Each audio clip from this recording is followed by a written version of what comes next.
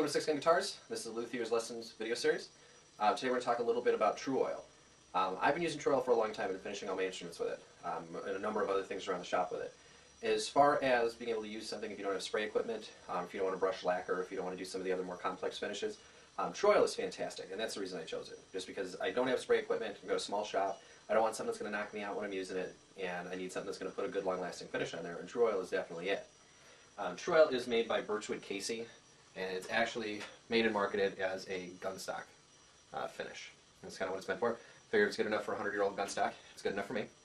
But a little bottle like this, this is an 8-ounce bottle running about 13 bucks, depending on where you go, between 10 and 14 bucks, kind of right around there. It's really, really good stuff. It's called a polymerized oil, and that's basically because it's an oil, a linseed oil, and a couple other things that have been heated without the presence of oxygen, heated up to about 500 degrees and cooked for a little bit.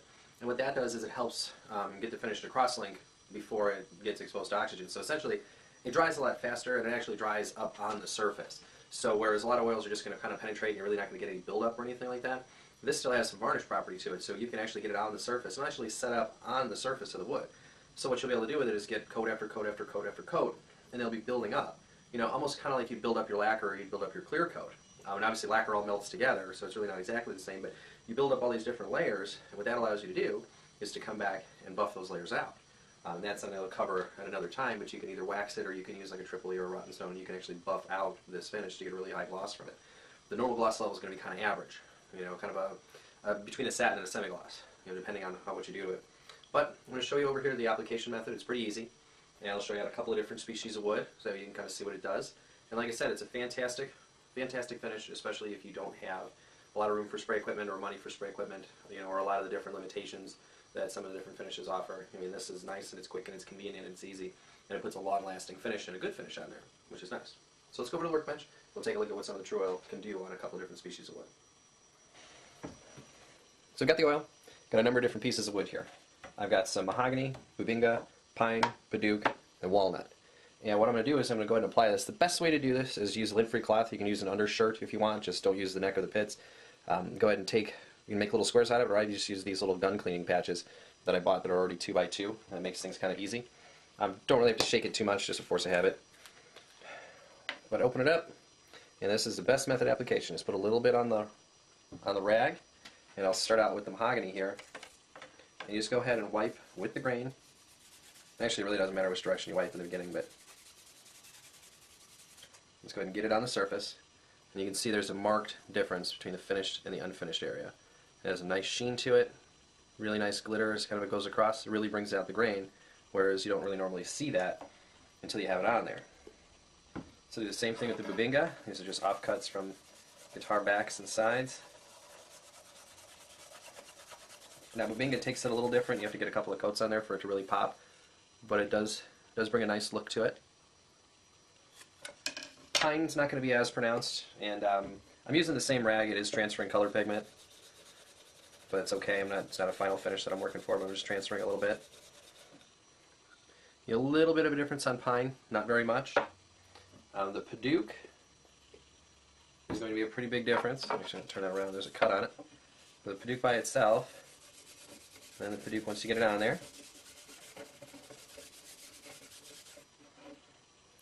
On that, you really get a good shine, and you get a lot of the grain brought out. Now over to the walnut. I should have enough left here just to kind of demonstrate. That just brings out a wonderful look in the wood that you just don't see without it. Now what I would do under normal circumstances is just let all this dry and come back and put a second coat on. I have a piece that I coated about a week ago that already has, you can see, has a little bit of shimmer to it from the coat of Tru-Oil. So what I can do now is come back, put another coat on it, nice and thin. And you can really recoat this every few hours, depending on the heat and the humidity. And I recommend, in the summertime in Arizona, I'll coat this thing every 2 hours because it's drying in the garage, and it's sucker's bone dry in a couple hours. But there's the look on that. Now the back of it is kind of dulled out. I can get a little bit more oil on it and kind of bring that up too. The top of this just looks fantastic. And it's really shiny because it's wet, but after a bunch of coats and a little polishing, it'll stay that way. But yeah, like I said, in Arizona, that's where I'm at. It's really hot out in the summertime, so I can recoat about every 2 hours or less sometimes. And the nice thing about doing that is you get your finish coats, you get it done really fast. You're coated every 2 hours, you can do 6 coats in a day. You got a really nice thick film built up on there, and then you can come back, cut it back with a little steel wool, do a final coat and a polish, and you'll be all set. Now it's the wintertime in Arizona, so I'm coating about every 4 hours because it's taking that long to dry. You just want it to be dry to the touch. You don't want to feel any stickiness or anything like that. And then you'll be able to recoat it. What I like to do, I'll do a wash coat, just one coat.